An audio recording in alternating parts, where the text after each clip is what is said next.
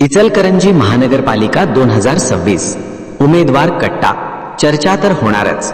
Media partner SM network, Ichalkaranji news time, Vasundhara news, SM network P4 Marathi. नमस्कार मंडळी, प्रभाग क्रमांक 8 मधून ओबीसी प्रवर्गातून इच्छुक उमेदवार आपल्या समेत इथं या ठिकाणी आहेत। सौ स्नेहल अरविंद मस्के या ठिकाणी आपल्या सोबत जोडले गेलेले आहेत। आपल्या समोर मातब्बर उमेदवार उभे असताना आपण ही निवडणूक कोणत्या आधारे ही निवडणूक तुमच्यासमोर काय अजेंडा असणार आहे या प्रभागासाठी? नमस्कार, माझं नाव सौ स्नेहल अरविंद मस्के। मी एक उच्च शिक्षित उमेदवार म्हणून प्रभाग क्रमांक 8 मधून मी आता उभे आहे। तर सर्वांचा तुमचा आशीर्वाद मला मिळू दे आणि मी माझ्या शिक्षणाच्या जोरावर ही निवडणूक लढवणारच।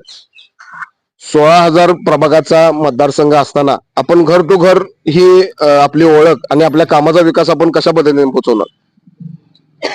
16,000 मतदारसंघ आहेत, पण मी प्रत्येकाच्या घरी जाऊन, माझे मिस्टर आणि मी प्रत्येकाच्या घरी जाऊन, प्रत्येक आमचे जे मतदार आहेत, माझी जनता, माझे मायबाप यांच्या पायावर डोकं ठेवून आमचा जो विकास आहे, आमचा जो अजेंडा आहे तो त्यांना पटवून सांगत आहे आणि आमच्या मधली जी तळमळ आहे समाज कल्याणाची ती आम्ही सर्वांपर्यंत पोहोचवत आहे। प्रभागासाठी आपल्या समोर काय मुद्दे असणार? एक 2-3 मुद्दे त्यातले आपण सांगा। पहिला तर मुद्दा तर बेसिक इन्फ्रास्ट्रक्चर म्हणजे जे रस्ते असतील, सांडपाणी, गटरी, आरोग्य हा माझा अजेंडा असणार आहे।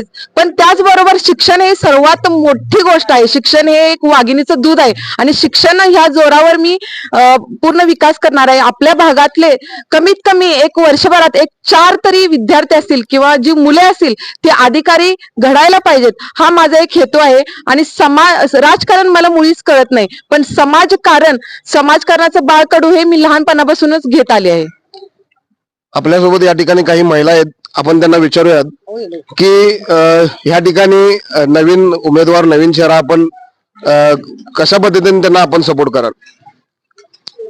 कशा पद्धतीने मला तर असं वाटतं की त्यांची तळमळ, त्यांचं हे नागरिकांच्या पर्यंत पोहोचणं हे मला जास्त त्यांचं भावलेलं आहे। त्यामुळे त्यांना आमचा पूर्णपणे सपोर्ट आहे।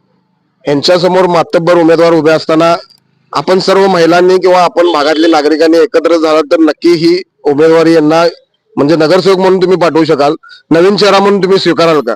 हो, स्वीकारणार। कारण का, ह्यांची तळमळच आम्हाला जास्त भावलेली आहे। ह्यांची तळमळ म्हणजे एक प्रत्येकाच्या घरात जाऊन त्यांनी काय करणार आहेत किंवा काय नाही हे त्यांनी सांगत आहे, पटवून देत आहेत, हेच आम्हाला भावलेलं आहे। त्यामुळे यांचा आम्हाला पूर्णपणे सपोर्ट आहे।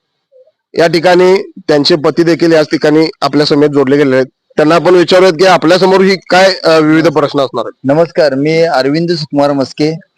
मी सामाजिक कार्यात म्हणजे कोणाच्याही माध्यमातून लोकांचं काम कसं होईल हे माझ्या मनापासून मी निस्वार्थीपणे मी काम करत आलोय आणि माझा हेतू आहे की काहीही करून आपण ही इलेक्शन लढवायची आहे। हरू किंवा जिंकू हा प्रश्न वेगळा आहे, पण सामान्य माणसातली सामान्य जनता हे आमच्या सोबत राहणार आणि सामान्य नागरिकातनं उमेदवार कधी तयार होणार आमचं बघून मला वाटतं की या जिल्ह्यातनं महाराष्ट्रात सामान्यातली सामान्य लोक सुद्धा निवडणूक हातात घेतील आणि लढवतील। आज एक सामान्य परिवारातून आलेली महिला उमेदवार त्यांनी ज्या तळमळीनं मुलांच्या शिक्षणासाठी पुढाकार घेतलेला आहे आणि तो पुढाकार मला फार आवडलेला आहे। आजच्या पिढीला शिक्षणाचं महत्व समजून दिलं पाहिजे आणि ते कार्य त्यांनी जिद्दीने पुढे न्यायला लागलेत, ह्याचा आम्हा सगळ्यांना फार कौतुक आहे आणि त्याबद्दल आम्हाला त्यांचं खूप कौतुक वाटते आणि आम्ही त्यांना पुढाकार सपोर्ट करू, निवडून देऊ। काकींचं घेऊया। काकी, तुम्ही या। स्नेहल अरविंद मस्के या विभागात आता निवडणुकीसाठी उभे आहेत।